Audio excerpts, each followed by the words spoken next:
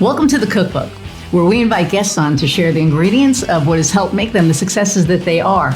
All of it, the good, the not so good. You're not going to find anything half-baked here. And our kitchen gets messy sometimes. That's when the fun starts. So come on and join us.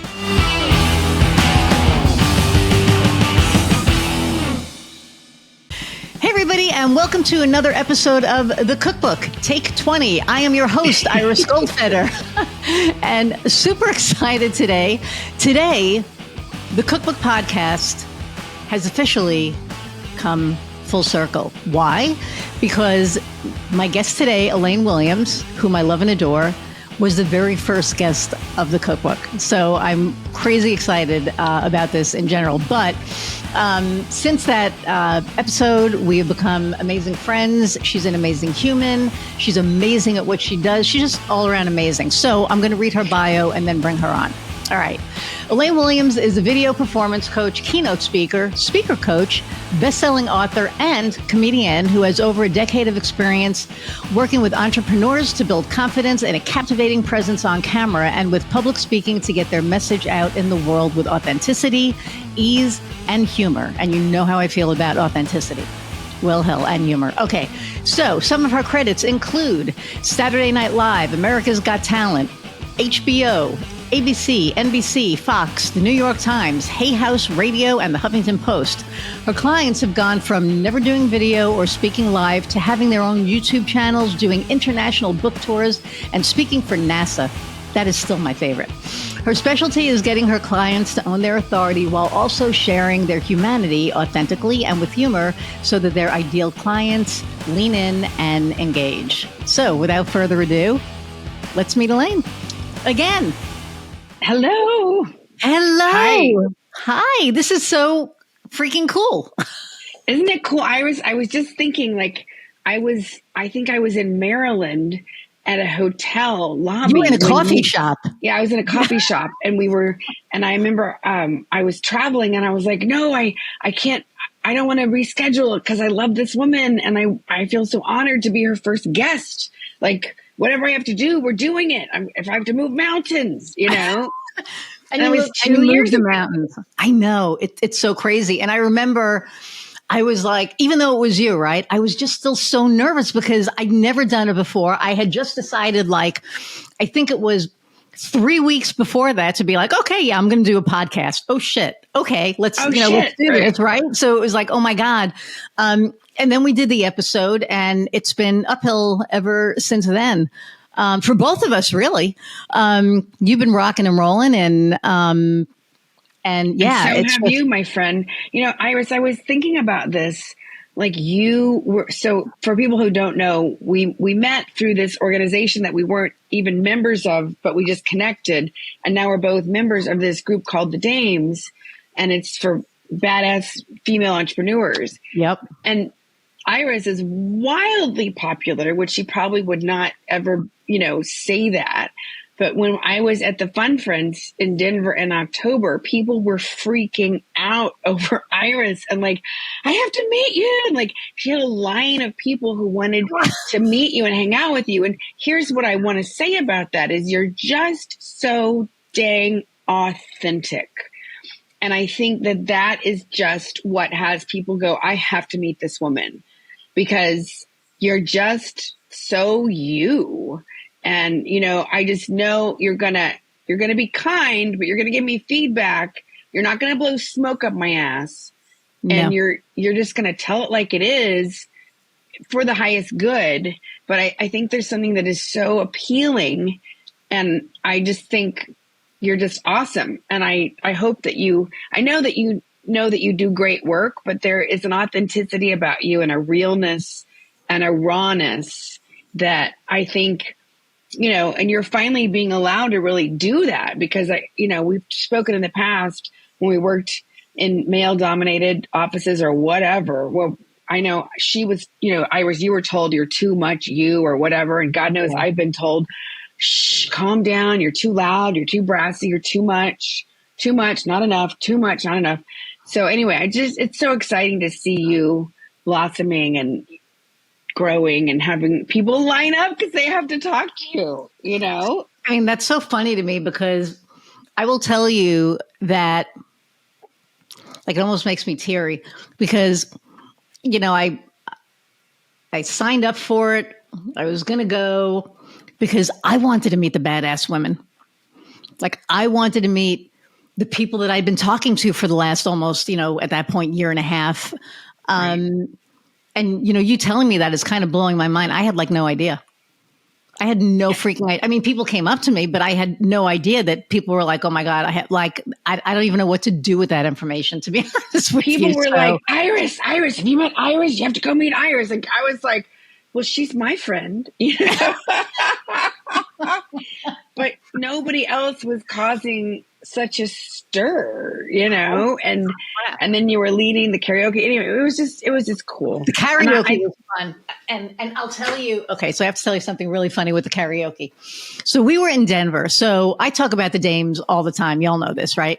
And we were in Denver and the altitude kicked my ass. I also just like, on my thing, but it literally kicked my ass. So I was, the responsible for karaoke.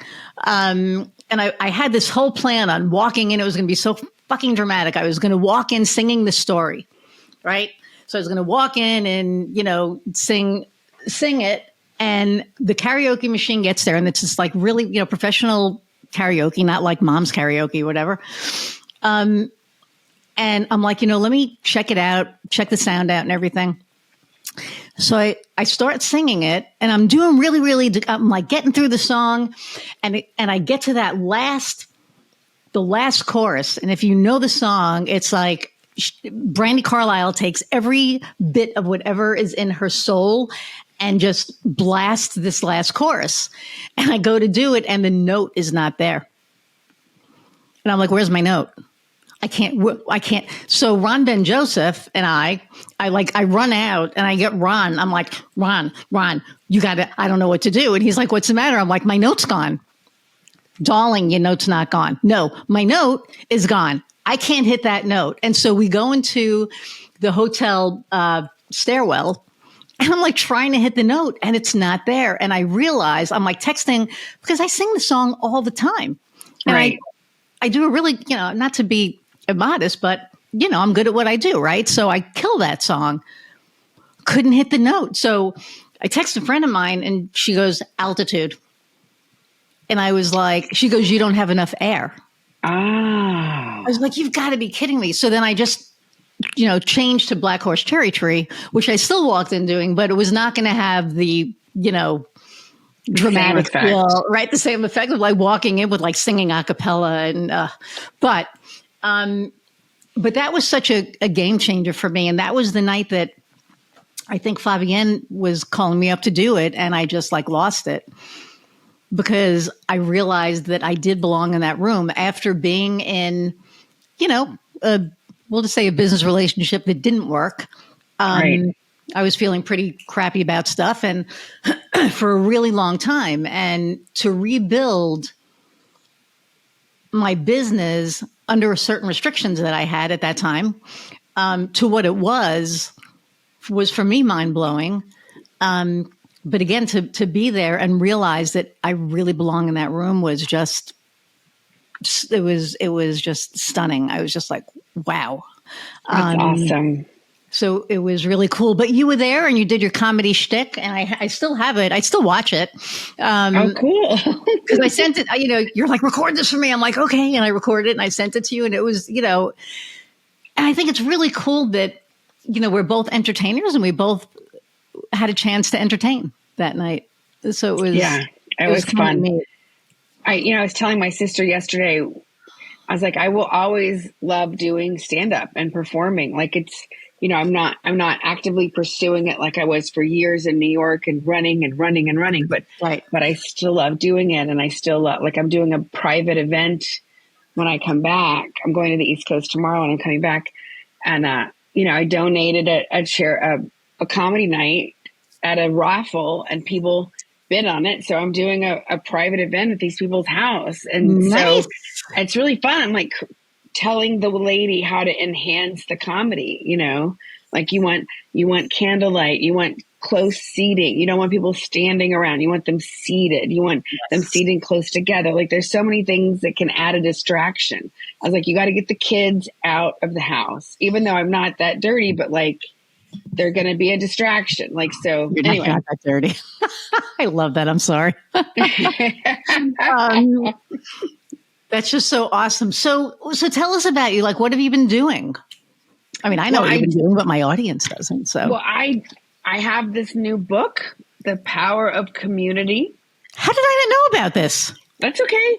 Courage, compassion, and collaboration leads to success. So I was on a women in business cruise that was supposed to leave in 2022, and then Omicron was coming. We were supposed to leave January. And so we had this meeting, and we were like, we all want to go together. Some people wanted to go. Some people were terrified. So we postponed it till 2023. And I had been asked to come teach humor, to come teach speaking and video visibility, but also how to add humor to things. And so I was really excited, Iris, because I'd always wanted to speak on a cruise, you know, and to explore that as a potential job, you know, possibility. So I'm getting ready to go on this cruise with these other women, and there's like 30 of us. Mm-hmm. And a few days before, I'm like, you know, I don't really like to cruise. I don't really know these women. What the hell? This was like the worst idea I've ever had. What was I thinking? You know, I was just like, ah. And so luckily I called another woman that I knew was going, and I was like, we have to hide out. I don't want everyone to be able to find me on the ship, because there, you know, there's an app and you can be found. And I was like, I'm going to go to the gym. Like, anyway, we had a blast. We met so many cool people, Iris, so many cool people. And we really bonded. Within 3 days, we were like, and I got to speak and teach everybody about the basics of humor and how to add humor to a story and how to have a saver line. And one of the women on the cruise used to work for Spielberg. She worked for DreamWorks. So, I mean, I was so nervous, but it was awesome. And another woman still works in Hollywood all the time. So it was, you know, just like next level for me with my confidence. And they were like, this was amazing. I wish I'd known this, blah, blah, blah. So out of that cruise, 10 of us decided to do a group book to talk about when women come together, mountains, you know, magic happens when there's collaboration instead of competition. And so my chapter on the book is about the power of having a comedic mindset and how to add humor, because I don't care what you're teaching or talking about. If you can add a little fun to it, your audience will thank you. They will be grateful. Yeah. And, you know, I just got off a Zoom with a woman who does really heavy topics. Like, she writes books about like adoption and you know, and depression, but she uses humor in her messaging. And I'm like, you've got to for yourself and your audience. Yeah. So anyway, so that's a little bit about what I've been up to. That's amazing. I love the whole, you know, not wanting to be on the cruise and then going. I mean, cruises, I'm not going to lie, I've thought about it, but it just scares me to be in the middle of the ocean. Right? Like, you're there, right? There's like there's lifeboats, but you know, there's also sharks and stuff. So it always freaks me out. But I think that it's really awesome that you were able to go, you were able to bond. So now the book, tell me about the book. I'm like adjusting here because I have like a whole new setup and I'm like all fakakta. So, okay, there we go. Oh, that's funny. I'm like, so the book, what? So, you know, everybody wrote a chapter, and this is the other authors. Oh, it's not that clear. And, you know, it was really cool because sometimes when you do group books, you're just in a book and you don't know anybody else. And I had already done that. I did a group book years and years ago. And so I was like, you know what, if I ever do another group book, I would want it to be with these women, because we all got to know each other, and many of them have become clients. And one of them, Carolyn Pistone, she's the one who worked for Spielberg. She has her own book coming out May 14th. So I've been helping her with that.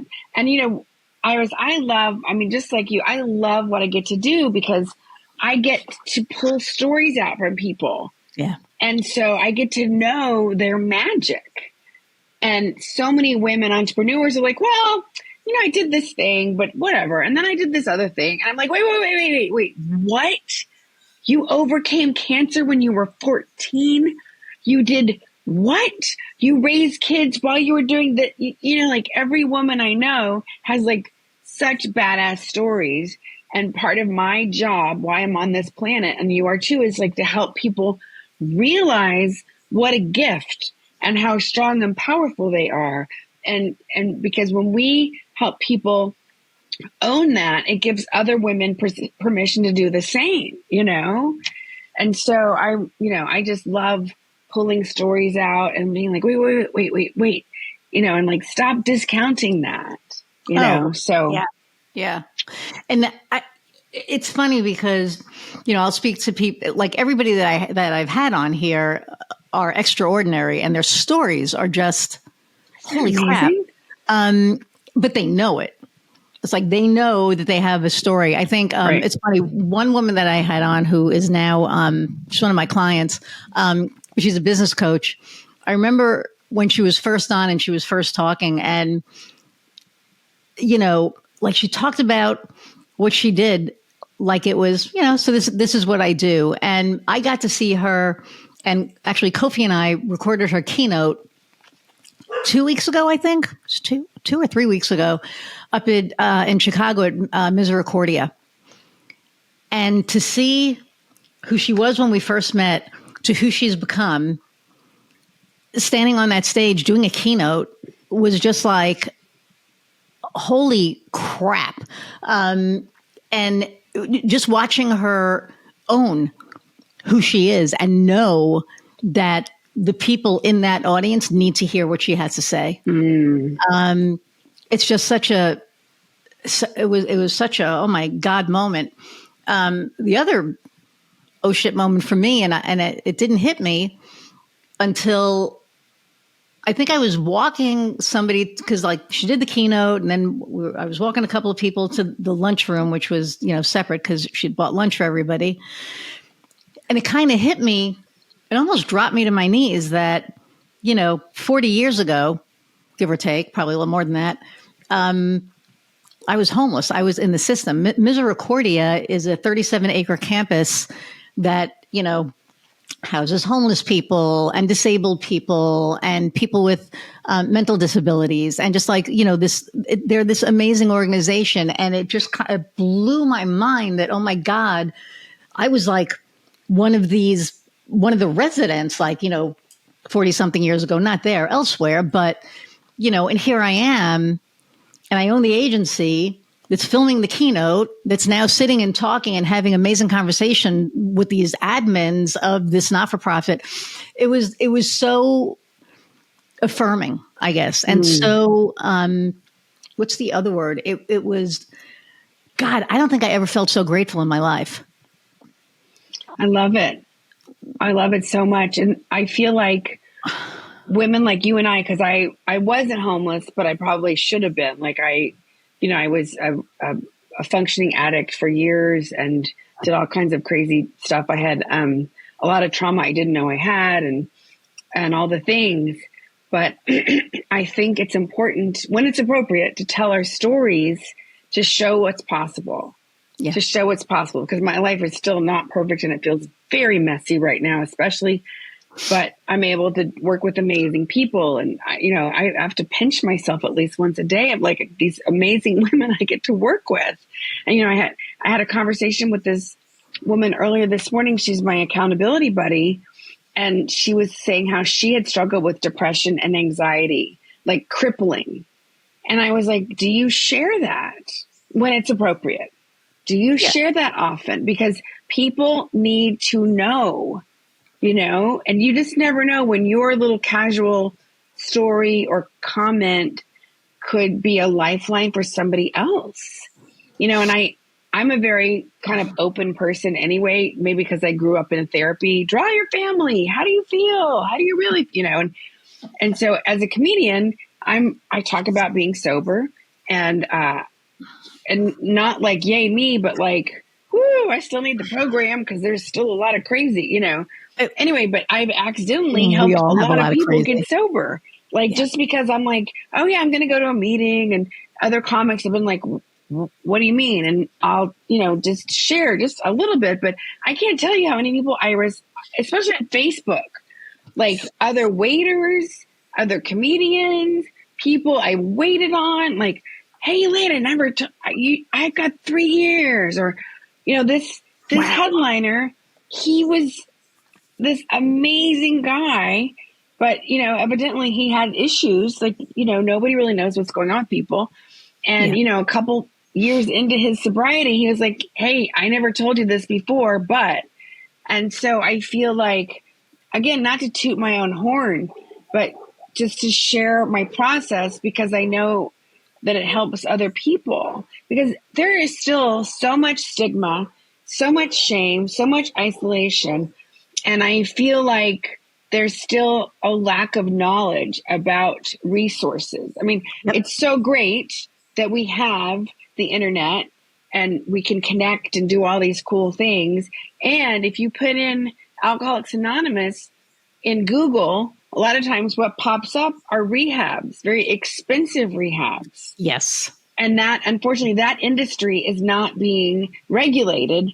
And don't get me started, but oh, honey child, we got to pay some attention to that. But anyway, so I just always, I love it that you share your story about that, because I know that it makes a difference for many people. Well, and I think that, and we've talked about this before, I really believe that we go through stuff so other people don't have to. Yeah. And if they are going through it, that we can actually be the example of hope, that don't give up, because there's so much good waiting on the other side. Yeah. I no matter how bad things got, and I think we all back, when we're in that bad state, we always think about, this is just too much, I can't deal with it anymore. And I think that we all at some point have that thought cross our minds, right? But I remember always knowing that, and I don't know how, right? But I always knew that there was something more, that I was meant for more. I didn't know what it was, but I knew it wasn't to be homeless. I knew it wasn't to be, the fucked up kid that I was. I knew it wasn't, I just didn't know what it was. I didn't know it was going to take till I was like 60 years old to figure it out. But that's okay because, every job, every experience, everything that I went through really gave me all of the tools that I needed to get where I am today. And my favorite saying that I made up that I'm going to, probably put out there is, we all have obstacles to overcome, and they can either be stopping stones or stepping stones. And for me, they've always been stepping stones, because when they become a stopping stone, then you stop. Right. You don't go further. You don't, not that you die, but you just stop doing whatever it is that you're doing. And if you stop doing what you're doing, then you're not going to get to that next level of what you're supposed to be doing, what you're meant to be doing. So, so that was a big eye opener for me. Was okay.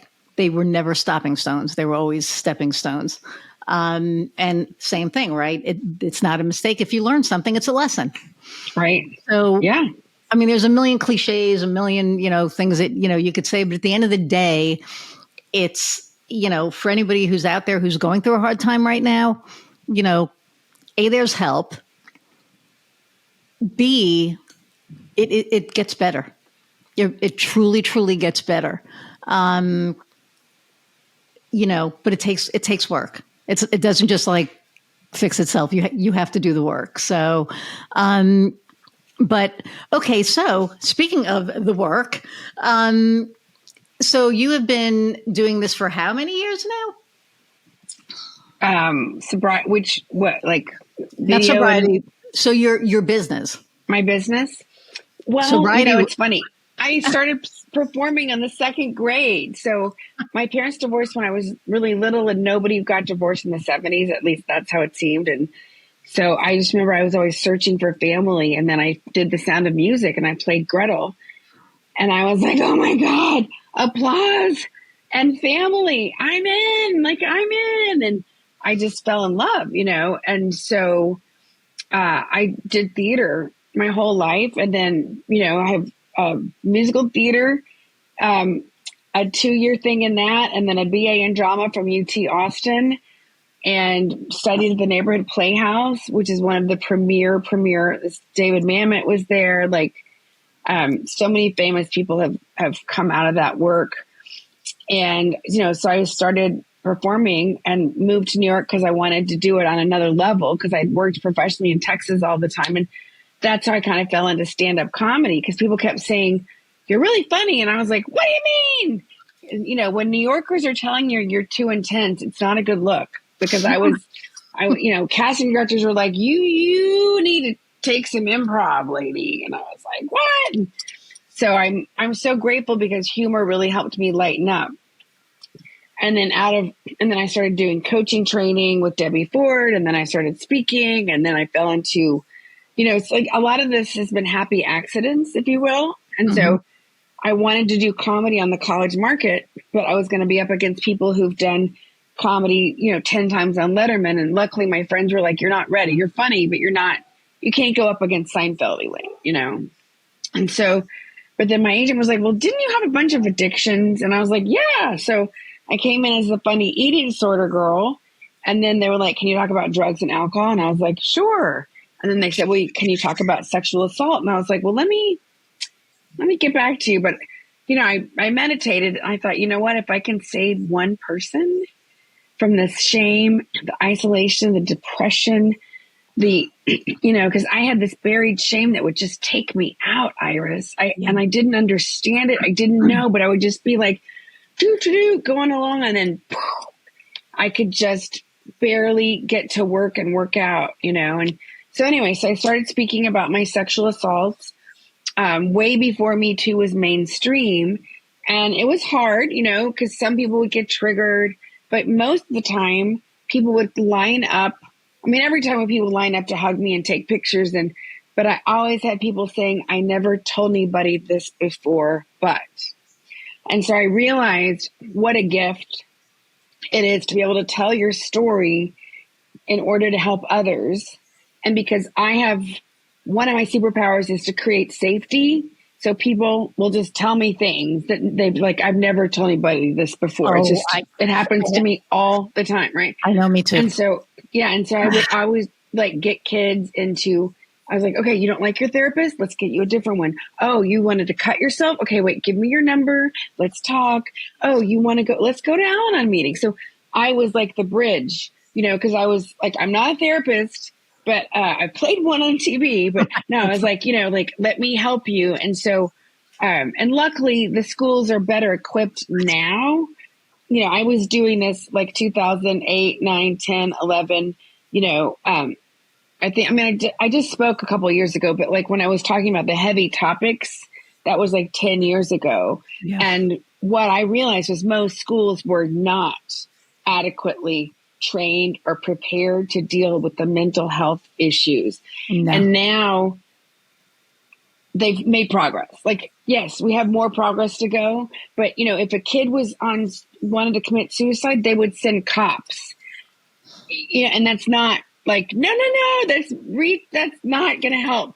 And so I think there's been some major strides, but, it was such a great honor to, help save lives. And, I stopped a few suicides, and I got some people into counseling, and I got, I would be like, wait, because there'd be like a line of students waiting to talk to me. And I'd be like, okay, wait, I need to get your number. What, and I always felt like I wish I could be here longer to be with the kids, but I mean, I did the best I could. And thank God we're talking about mental health more now, like we need it. It's a huge thing. Like I know this is going to sound woo woo, but I had this lady teach me tarot cards a couple of years ago. And she was talking about tarot cards came back from like the Middle Ages, and they've been around forever. And it's fascinating. And she was saying how, and I thought this was so true. You know, a long time ago, people's life expectancy was, you know, if you're a woman, you started cranking out kids when you're 14, 15, 16. Yeah. You died when you were 30, and the husband got another kid, you know, like the life expectancy, right? People would have 10 kids because half of them would die. Like, you know, there was all kinds of dysentery and things, right? And so we've made huge strides physically, right, with Western medicine and with better crops and all the things, but now we have more mental issues. Yeah. As you know, to make a gross generalization. And so, you know, I don't know exactly where I fit in, but I know that I'm happy. I have this big personality and I have this big heart. And I know, you know, the first time I did comedy and I started talking about my family and everybody started cracking up and my light bulb went off of like, oh my God, I'm supposed to help people who maybe they won't go to therapy or do the landmark forum or go do tapping or any of the other things, but going and laughing is a release. It's an identification and to know that they're not alone in their crazy, messed up family stories or whatever. And so, you know, sometimes I'm like, okay, show me, where do you, you know, help guide me. Where do you want me? You know, Yeah. because there's still a lot of work to do. Oh, there's so much. And you talk about tarot. My mindfulness coach and I, they're right there. Every week we pick, it's so funny, like we'll pick 4 cards for the week and they'll be like, you know, what does Iris need to know this week? And it's just like the weirdest stuff sometimes, like a card will fly out that, you know, and I'll pick it up and it's like, oh, shit. Oh, shit. Right. So it's kind of cool. But I think that as far as mental health issues, so my friend Brandy is the executive director of mental health at Mental Health America, Wabash Valley, which is here. Okay. And they were one of the agencies around the country we've chosen to have a 988 hotline center. So that we actually have a local hotline center here for suicide, mental health. And it's so important. I think, you know, to be able to talk about mental health is such a privilege because so many people still, you know, they still think it's a stigma. They're afraid to talk about it. And for me, it's like, I mean, yeah, that's what got me where I am, was I was able to work through all of the stuff. Like you know, I went to therapy like my whole freaking life. You know, I was in like boarding school from I think 11 to 14, and they were like, so, you know, do you want to talk about your grandfather molesting you? And I'd be like, no. Okay. And they wouldn't, you know, they wouldn't push it. Right. Or, you know, I think I was like 19 and, you know, my mom found out that I was gay. And so I had to go for 3 psychiatric evaluations. And oh my God, one was a friend of the family who was such a schmuck. He was such a mean. Oh, that's horrible. You had to talk about that with a friend of the family. So he was terrible. And he's like, I can fix her. Number one. That was one thing. And then I remember when I was like 14 or 15, my dad had me go to my uncle's brother. I can't remember the whole family connection, but you know, to be diagnosed because I had just gotten out of this boarding school that my mother put me in because she didn't want to deal with my shit. And he said that I was socially retarded. And so, yeah. And so we were I know, at 15, right? So you hear that you're socially retarded. Who isn't? I mean, I know that's not an accepted word anymore, but that's how I feel at every party. Like, I still feel socially anxious, which is one reason I used to drink and drug. Well, right. So at 15, I'm being told this, or I might have been even younger. Anyway, so, gosh. So he turned out he was just an awful guy. You know, it is what it is. And then it's like, that sticks with you. And then, Sure. my mother moved out when I was 15 and, all the More things, right? trauma. So More trauma. more trauma, more trauma. I didn't graduate high school. I had to come up to New York to get a GED. Like people think that I have like my master's or a PhD. It's like, no, I don't have like, I have like a GED. But I got my smarts because I think it was like Arrested Development, but when I grew. And it was just like Right. sucking everything in and just absorbing everything and learning and learning. I was always smart.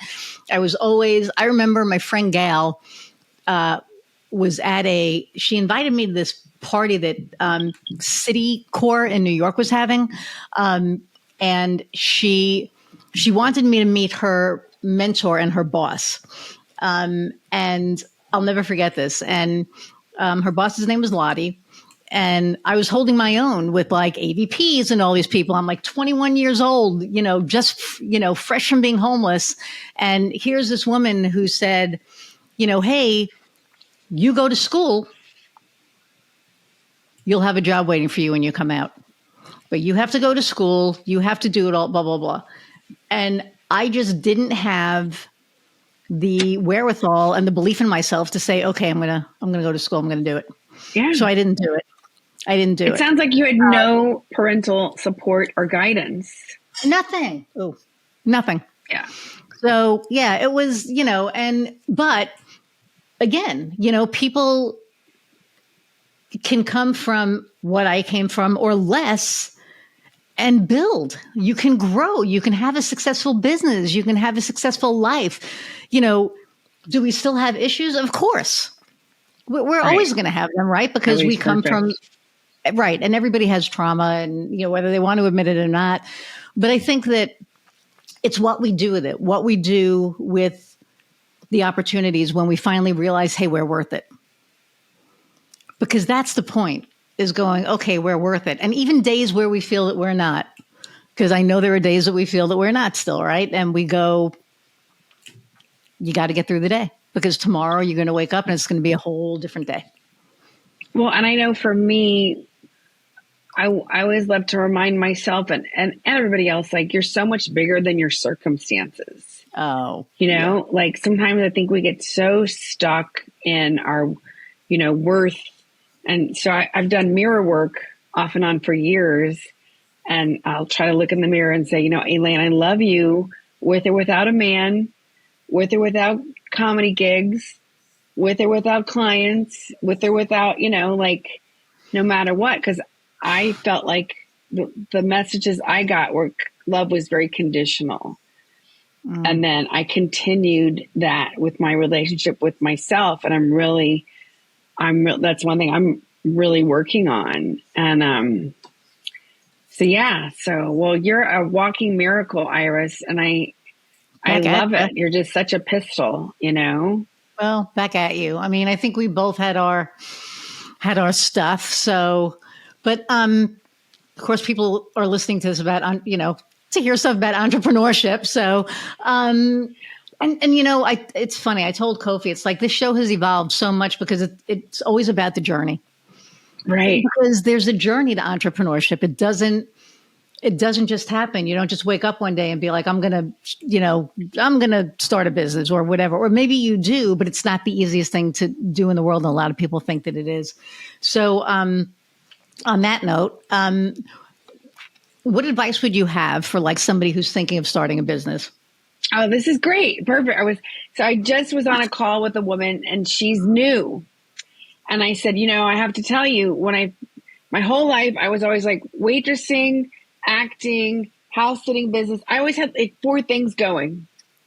And so I was used to like, I have an hour, like work out, whatever. I have an hour to work on whatever it is. Right. And then I had to run to the airport or run into New York or run to a gig in Pennsylvania. Right. And so when I finally took the leap, I was like this, I should do, I should do in the morning. Like I was like a dog chasing my tail.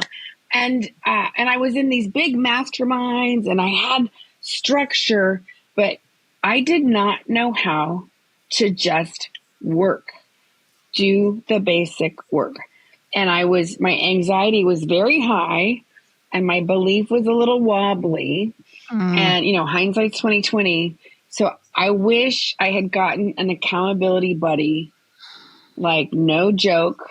And then also having structure. And I know entrepreneurs are like, no, but like, I have accountability calls Monday through Friday. I have sales blitzes where I get on Zooms, or I have co-working things because, left to my own devices, some days I'm like focused and like following up, and other days I'm like, squirrel, what? Oh, yeah. I need to do research on social media for my client. Let me scroll, like bullshit sometimes.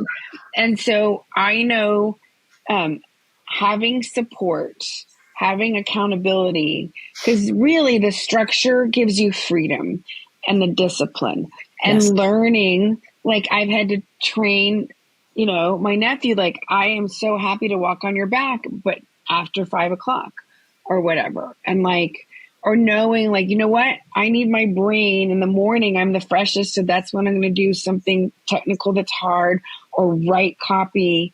Or then, if I'm doing like something that's easier, I can do that later in the day. And so like, I had to learn how to work in a whole nother way. And there's a book called Whatever Got You Here Won't Get You There, Yes. which I have not read. It's been on my list. But, so I think just like, I know I get caught up in the big things and the big programs but sometimes just, I tell myself systems are sexy. Implementation is sexy, and it doesn't feel sexy. Like, I love to learn. You love to learn, Iris? Like I love to talk. I love to teach. I love to take notes. I love to go learn new things. I love to share. I could podcast all day. Like, oh, honey. But like, and that's all great. But what happens with a lot of entrepreneurs is implementation. Like, learn the new stuff, but don't spend your whole day, spend an hour, like be structured. Don't like, there's like giving yourself grace. And then there's also letting yourself off the hook. And there's a fine line, right? Like you don't want to be so crazy with yourself and super that you're only eating carrots and, whatever. But like, if okay, I really love to learn and this is really, really tedious, then you know what? You need to do the tedious stuff. If you want to have a business, like sometimes that is not the fun stuff of staying home and implementing. I love running all over. I could just go talk and speak and schmooze and hug on people all day long. And that's great. But if I'm not putting them into my thing and taking the time to follow up and taking the time to go, oh, maybe a resource. Oh, I want to introduce you to so-and-so and so-and-so. I actually think that's fun too. But, there's certain things that are tedious, but I'm learned I got to put my big girl panties on and do them. And someday I'm going to have my dream team and they're just going to point me, Elaine, talk here, do this, teach here, do this, go here, do this, and they do everything else. I can't wait. They're going to manage me, but I'm not at that place yet. So until I get that in place, which is going to take more sales, but I'm still doing some of the stuff. But, I would say, even if you hate it, if you're an entrepreneur, part of being an entrepreneur is putting your big girl panties on. And, I got to come up with a better phrasing, but, doing the stuff you don't want to do. Right. But if you bookend it with somebody and say, okay, I'm committing to doing 20 blah, blah, blahs. And then at the end of the day or the hour or whatever, you say, I did it. Or I didn't, like it's so basic, but I think it gets overlooked. What do you think, Iris? I mean, I'll agree with that. And so I'm in the process now of building that team, which is not for the week. I'll just tell you that. Yeah. And so for me, I enjoy the teaching. I enjoy, clearly, I want to start speaking. So that's on the agenda for either this year or next year, hopefully this year, but we'll see what happens. but I think that we all have our talents, and as entrepreneurs, we have to really look at number one. There's two things. You need to know who your target is without a doubt. Like that's number one, right? So you have to get that piece done. As far as all the systems and all the other things, yes. I mean, I was doing that myself. I hired a VA because I can't. Like I suck. There are just some things that I know that I suck at, and that's one of them. But then I look in my email box and it's like, I don't know if I want anybody handling my email, right? Because there are certain things in there that, I don't want people to see. But then also, they don't know how to respond. Right. There are some things, right? Not yet. Anyway, I'm not at that place that I have that person that can respond the way that I really need them to respond without sending me the email first and saying, how does this look? Then I may as well freaking write it myself. Right. So I'm working on that piece. Actually, I think I have that solved, but we'll talk about that offline. But by the time this airs, it'll be solved. But I think that you're right, and maybe there is a better way to say, put your big girl panties on. I think it's just like, I don't know what it would be, but you're right. Do the thing. You have to do not the thing, the things. There are so many things, and you have to learn the things so that you can teach the things to the people that you need to do them. Right. And you know what, Iris? That's why humor and self-compassion, because most of us, if we worked in corporate, we had one hat. Okay, maybe we worked two or three. I was a head trainer. I did different things. I was always having to go do special catering events and blah, blah, but, and then nobody tells you, oh, start your own business. It'll be great. Freedom. You're like at your desk 20 hours a day. You didn't realize you were going to have to be a studio head, an editor, makeup artist. You got to know your color. Like there's so many things, right? And so I think what happens is a lot of amazing entrepreneurs are in fight, flight, freeze, freak out because they're trying to do it all because they don't have whatever. And so if you can keep giving yourself grace and have a sense of humor, it will help you stay in the game because it is a marathon. When I started doing comedy, this guy who owns Gotham, he said, Elaine, I don't like many of your jokes, but you've got the presence and the style. You got to work on your writing. And he goes, but comedy is a marathon. It's a marathon. And that has really stayed with me. And I feel like business is a marathon. Yeah. And so instead of being this frenetic, crazy person, which God knows I was, like settling for the climb. Okay. And learning priorities. Like, okay, great. You want to work on a new logo? It's probably not the most important thing than following up from the 10 people who loved your talk last week. Why don't you put the logo on Sunday afternoon? It's so easy to want to avoid the things that are so uncomfortable. Yeah. And when you can lean in to like, okay, I'm going to do this thing, but bookend it, and then reward yourself. Like I'm a huge fan of, I'm basically 5 emotionally. I'm 5. So like if I do something that's scary, I'll go reward myself with like, I get to go on a walk or I'll go watch some comedy, like I do little games with myself. I gamify stuff. Okay. And that's a good way to get it done. I mean, for me, I'm kind of like, I have to sit down and it's funny. So I'll sit down. I write notes like a 2-year-old. It's like, I'll take notes in a meeting and then I'm like, what the fuck did I just write? Look at it. I know. Yeah, this is me. But I mean, trying to not do like paper. 20. Yeah. So here's this is like this is my clients, like funnel that, I did a VIP. This is how you run their business on the back of a thing, right? It's like hilarious. So I'm like, okay, I have your funnel. So I wrote it down and I'm like, and now I'm going to have my wife put it in a nice little, graph because that's what she does. But it's like, I'll write something down and then I'll leave it alone. And then all of a sudden it's pressure. And then I get the thing done. Right. Because I know I have 2 hours to do it. I'm like, oh, Yeah. I have this meeting. I got to do this now. Or, oh crap, I was supposed to do this. I have to do this now. Right. And there's no reason to have to work like that. There's like zero reason to have to work like that. So I've been working really hard on not working like that. Like I've spent the last 2 months going, and 2 months. And I've been at this now for like 10 years. We're celebrating 10 years in May. It was actually April. Thank you. It was like April 10th, I think, 2014. But anyway, but it took like 10 years. That's why I say like overnight successes happen in 10 years. They don't happen overnight, right? Just like Sheryl Crow, she got newcomer of the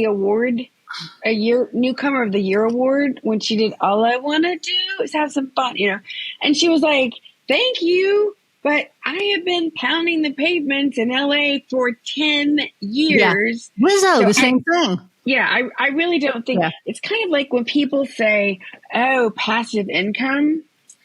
Every residual I've ever gotten, which has not been a lot, I spent years working on my craft, auditioning, meeting casting directors and agents and directors. So even though I get a check from blah, blah, blah, I don't consider that passive because I worked my butt off. Same for rent. Yeah, you know what? I'm a landlord. And some months I get all the rent on time and it's all good.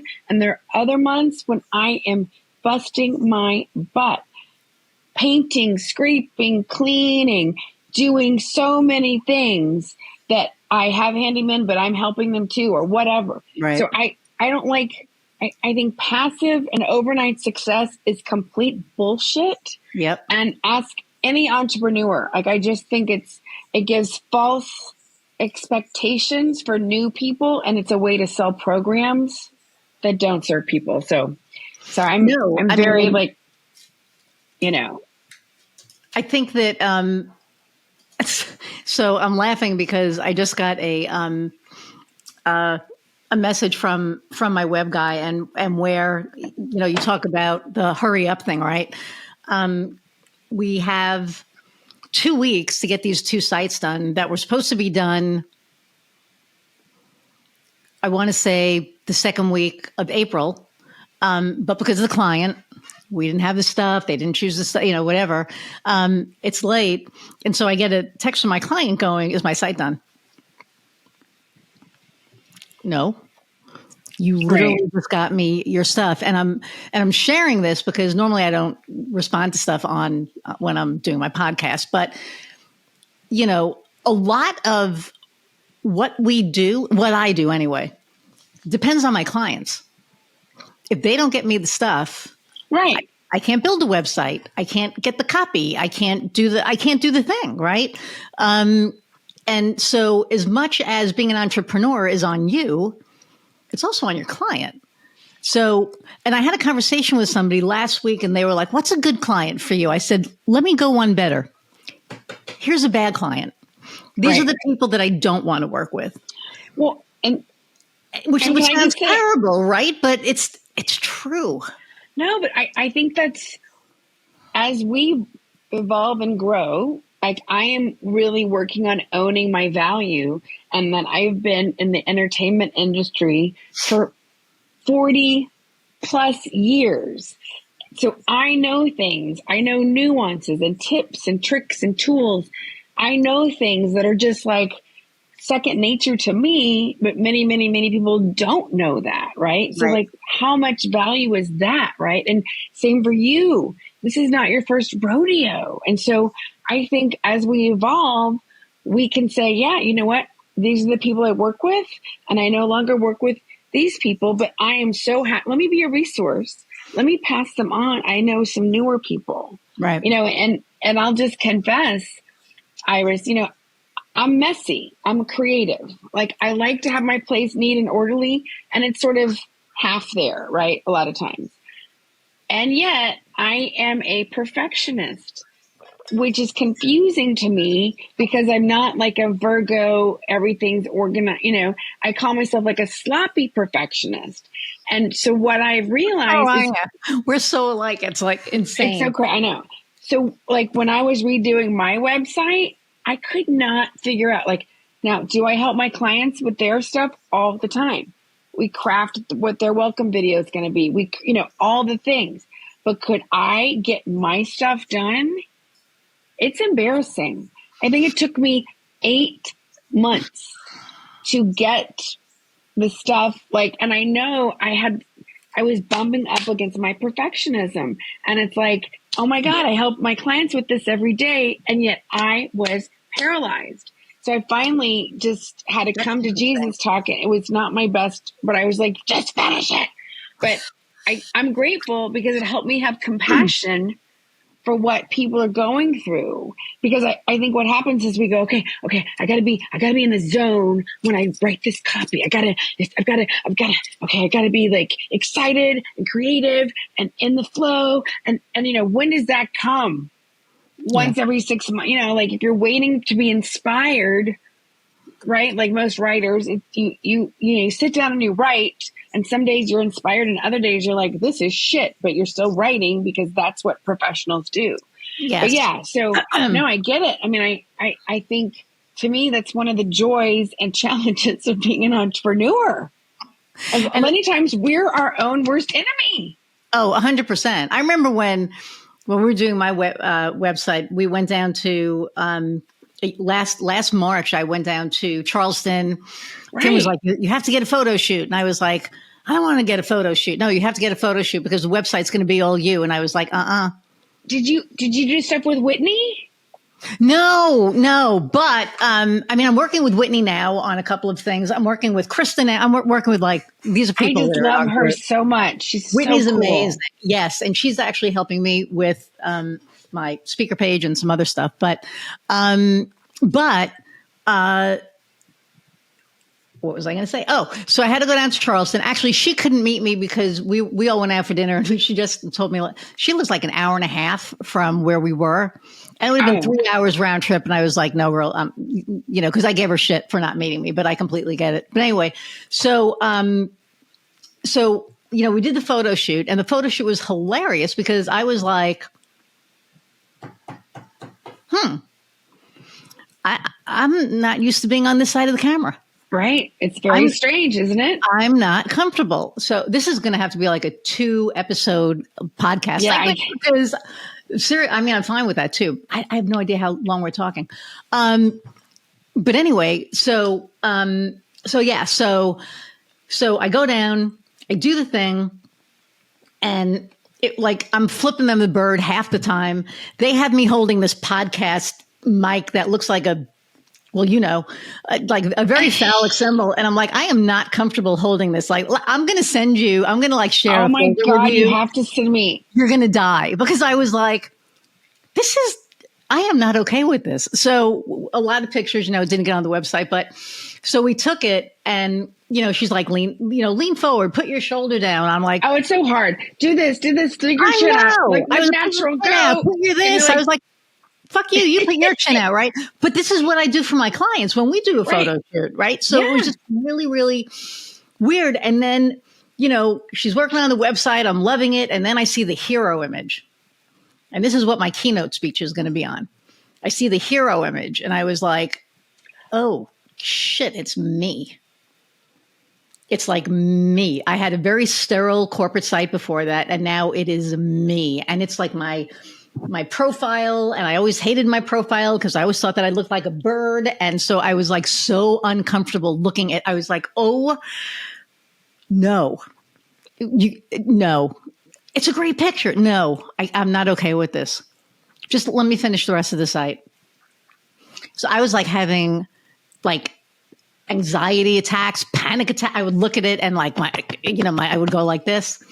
So then she did the inside pages and all these, everything is me. Like I'm all over the site, with a couple of clients, but it's like me. And finally I was like, I can't, I need a different hero image. And she was like, absolutely not. People want to work with you. Okay. So I'm looking at this site every single day. And the first day was, oh shit, that's me. And 2 weeks later, 2.5 weeks later, I looked at the site and I called my wife and I was like, babe. And she's like, what? And I was like, come here. She's like, what is wrong with you? So she comes in and I'm like, oh shit, that's me. I built that. I fucking built that. People want to work with me. That's why it looks like that. And everything just kind of, just for me, came full circle. And it was like, at that point, I look in the mirror every morning and I say how much I love myself and, go out there and you go kill him. And it's like, even if I don't feel that way in the morning, I'm like, still go out there and kill him, right? Like you do. And I do love myself. I've gotten to the point that I can look in the mirror every morning and be like, hey, I love you. Now go out and kill it. And there are days that, we feel a little bit differently, but for like the most part, that's how I feel. And looking at the website, it was like, holy shit, this is amazing. Like I've built this despite everything, right? In spite of yourself, in spite of myself, everything, in spite of all the things. And I can't tell you how many jobs I've gotten because people go to my website and they're like, it's really you. It's you. Like you're you. It's you. Like I come to your site, I talk to you on Zoom, I see you in person, you're you. Who else would I be? And you were talking about being authentic, right? Which we started with in the beginning of our episode. Yeah. And, I would just say, Iris, I love that you shared your process because I think this is important, especially for women to hear. So there are many times I have seen, I love shooting from the waist up. Whoa, but that's why I'm sitting here like this today, right, pulling my shirt down. My whole body, right? Seeing my whole body. I'm 5'2.5". I am muscular. I have marathon thighs, right? Like I have done marathons and they're not fat, but they are, right? And so there are so many times when I have watched a video or a picture of my full body and I'm like, I literally have a hard time seeing it. All I can see is like my butt or, and so what I've learned is to make sure I'm in a good space. And then sometimes I have to watch something 2 to 4 times. Same with headshots, as I have wrinkles and I have different, there's some angles that you're like, whoa, not that one, right? But, yeah. And I have to remind myself, Elaine, you're not auditioning for Broadway as an ingenue. You are 56 years old. You are a businesswoman who also does comedy and da, da, da. You're not auditioning for the 20 or 30 somethings. It's okay. I have to remind myself. Yeah. But what I love, why I love teaching video and speaking is the more you do it, there is something that happens about learning to accept it. And so that's why I watch things a couple of times, and usually by the third or fourth time, I'm like, oh yeah, that's how I look right now. Hey, would I love to lose a few more pounds someday? Sure. Am I going to hold a whole project up because I'm not twiggy? No. I don't do that anymore. And so I love it that you were like, at first you were like, oh my God, it's me. And then we have to we get to integrate it. And also, if you think about it, Iris, I don't care how badass New York you are, you and I were conditioned. I'm born in 68. We were conditioned. So much of our worth was how we look. So much of our worth was God knows you can't be fat. So the messages we got in the 70s, 80s, 90s, your identity, how you look. Mitch McConnell said something about she's very pleasing to me. Like it's amazing. He was talking about a congresswoman and they asked him what he thought. And he said, oh, she's very pleasing to the eye to me. And it's just that's the messaging we grew up with. And so just knowing that Mitch McConnell had the balls to say that because did he look in the fucking mirror? Sorry. You're like a walking dead man, but whatever. Anyway, sorry, we digress. But I'm just knowing giving yourself some compassion and grace and knowing like, oh, that's what I grew up with. And I am still unlearning and relearning and peeling away the layers. And like, yeah, this is how I look. Right. And, I had, somebody made a comment about my neck. This is years ago. And, she said, somebody told me, they said, oh, Elaine, they didn't like your angle and they thought that your neck looked really horrible. And of course, for the first few minutes, I was like horrified. And then I thought, oh my God, that's hilarious to me. If you are focusing on my neck, and I'm not teaching beauty or fashion, like, well, then clearly we are not meant to work together. And so I think also practicing, this is my new website. This is me. I'm not everybody's cup of tea, and being okay with that. And how do you do that? You show up and you suit up and you look at your website and you share it, or you share the thing. And, and as we do that, we give other people permission to do the same, right. Well, it's the same. Go ahead. No, go ahead. I was, one of my prayers is to use my story for good. And whatever that means, like maybe I need to talk about the assault. Maybe I need to talk about 3 addictions. Maybe I need to talk about how comedy's helped me lighten the heck up. There's lots of elements, right? But I pray to use my story for good and to have my time on this planet have made a difference. And that commitment is so much bigger than, oh my God, I have a new wrinkle.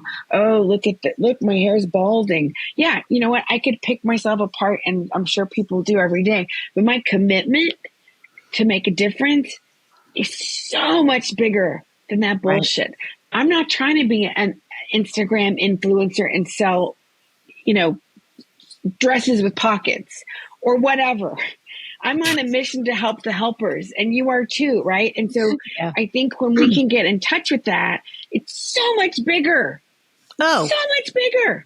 Yeah. And I think a lot of people have a hard time with being authentic.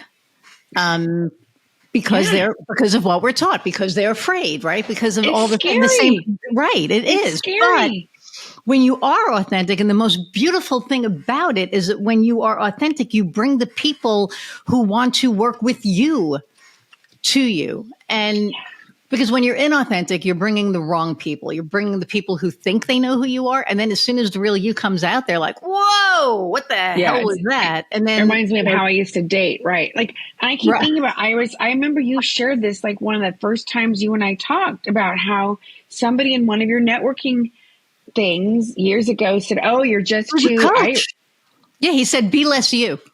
Be less you. A man said that. A man. Yeah. And I did for 8 months, and then I fired him. But because I realized that, the people that I was bringing weren't the right people. Weren't the right people. And now, like, my wife laughs. She's like, you can't be as selective as you're being because you're never going to make money. I'm like, bullshit. I'm making money because I'm being selective. Because if I work with the wrong people, they're going to be gone. And I'm not going to do my best job for them. I'm just not. And it sounds terrible, but it's like, and I don't know a really nice way to put this, but if I don't care about you, I don't give a shit about your business. And then I don't care if you succeed. And that sounds awful, but that's the God's honest truth. So my clients know who I'm working with, that I will bust my ass for them. I will go that extra mile because I love them all. Every single client that I have, I adore. And there is nothing that I wouldn't do for them.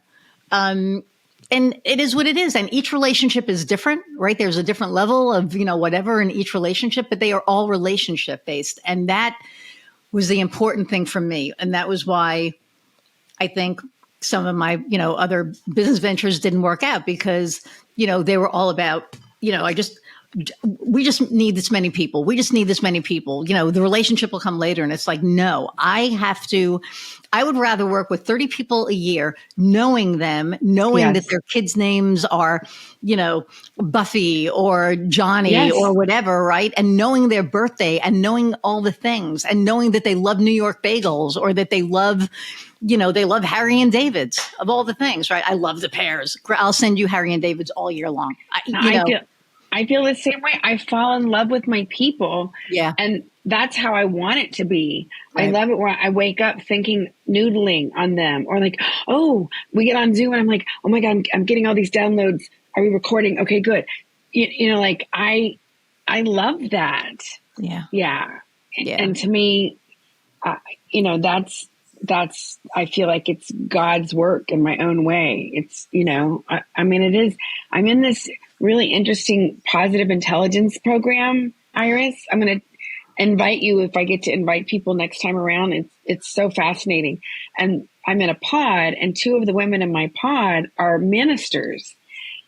And when they told me that, I was like, oh God, sometimes I cuss, and they were like, we do too. And I was like, oh, praise Jesus. I'm good. I'm in the right people. They're so cool. They're so down. They're East Coasters. So of course they're real, Yeah. but, Yeah. yeah, I love it. Well, I could talk to you all day. I know. I don't even know how long. Okay.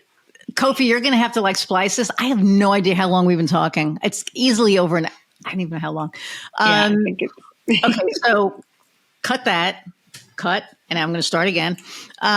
Okay. So actually cut this too, because we may have to splice something somewhere because I have no idea how long we've been talking. And we didn't get to we got to one question, which is fine because honestly, that's fine. But okay, I'm going to ask the final question, which okay. is, what lights your fire? Or no, I'm going to ask you your differentiator and then what lights your fire.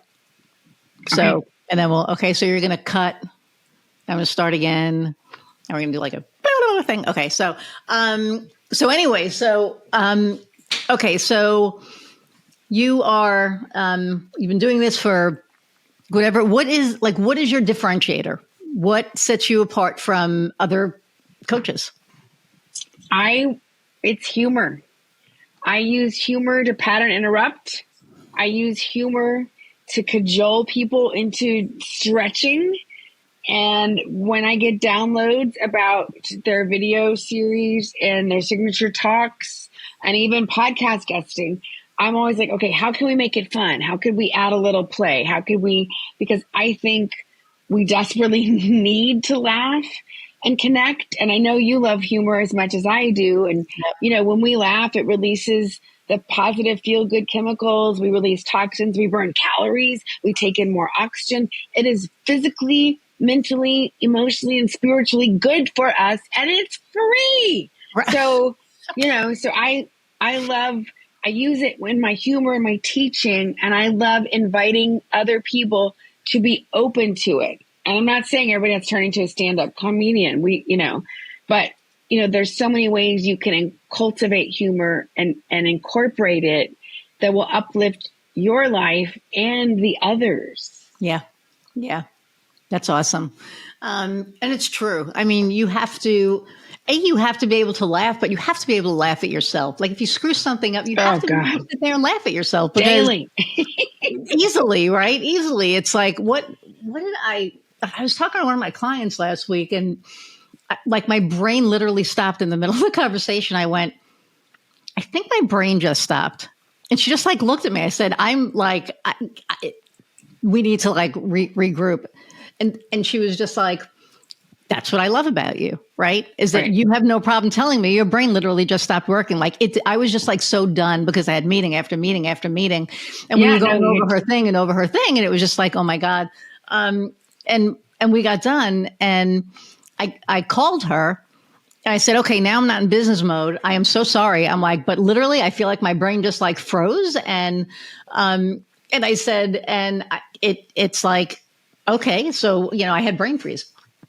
And then she thought that was funny because of the brain freeze, from ice cream. And she was like, oh my God, ha, ha. And I was like, I didn't mean that, but okay, that kind of just kind of worked. So, but yeah, so, okay. Thank you so much for coming back and gracing our screens with your just amazing presence and your wit and your brilliance. Your brilliance, because I love you to death. Thank you. Well, thank you for having me. And you spot it, you got it. So, Iris, I'm so glad we're friends and that we get to see each other and Yeah, it's a blessing to know you. So thank you. Well, back at you. And the last question, of course, that I ask all of my guests is, what lights your fire? I would say seeing people grow, seeing people do things they didn't think they could do before, and myself included, but just like, we have so much potential.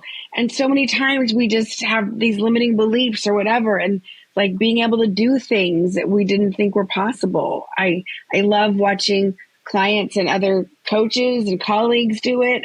And myself, it's like, what's possible? It does light my fire. Awesome. Yeah. Well, thank you so much. Let me say goodbye and I'll be right back. Okay. So, everybody, thank you so much for hanging in an hour plus as you always do. I hope that you now adore Elaine as much as I do. And oh, wait, speak over me because where can people find you? Oh, if you go to Instagram, Elaine Williams Fun, or captivatethecrowd.com. Those are the two easiest. Awesome. Okay. So now you know where to go. Not that I'm telling you where to go, but I'm going to tell you where to go. So thank you all so much. I appreciate everything. Keep downloading. Our downloads are up. So that's amazing. Download, subscribe, like, share. Talk about Elaine. Go check Elaine out on Instagram. She has like a gazillion different reels and they're like one is better than the next. Thanks again. And until next time, go out and find what lights your fire. See ya.